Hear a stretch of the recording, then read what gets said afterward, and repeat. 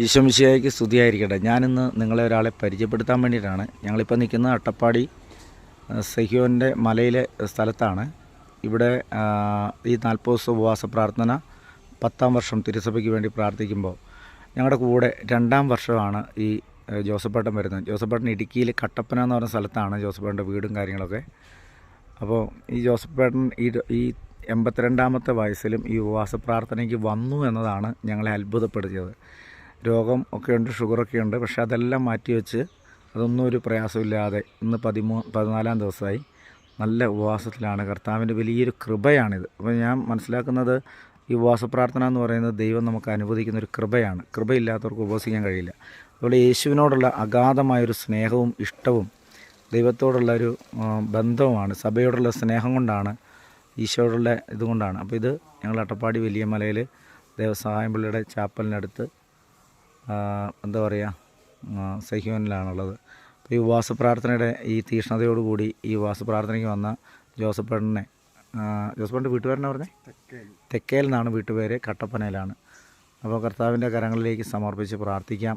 ഇവരെ പോലെ പ്രായമുള്ള ആളുകൾ, ഇഷ്ടംപോലെ ആളുകൾ നമ്മുടെ ഉപവാസ പ്രാർത്ഥന പങ്കെടുക്കുന്നുണ്ട്.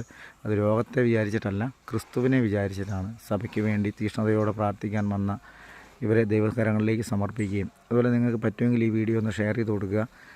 ഈ പ്രായത്തിലും ഉപവസിക്കാൻ പറ്റും എന്ന് ബോധ്യപ്പെടുത്തി. ഇന്ന് 14ാം ദിവസമാണ്.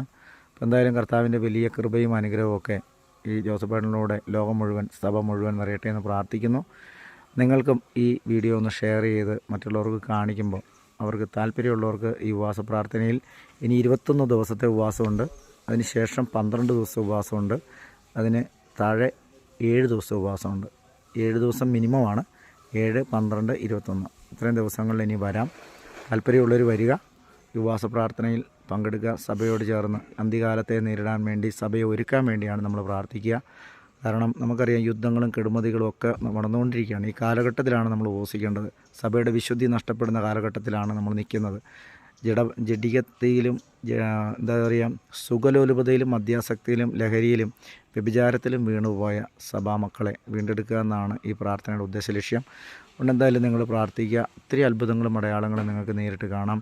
കർത്താവിൻ്റെ വലിയ കൃപ അതിനായിട്ട് നിങ്ങളെ അനുഗ്രഹിക്കട്ടെ. ജോസഫേട്ടനെ പോലെയുള്ളവർക്ക് ദൈവത്തിന് ഒത്തിരി നന്ദി പറയുകയാണ്. ഈ പ്രായത്തിലും ഈ ശുശ്രൂഷയ്ക്കായിട്ട് വന്നതിനെ ഓർത്ത്, വീണ്ടും വന്നതിനെ ഓർത്ത്.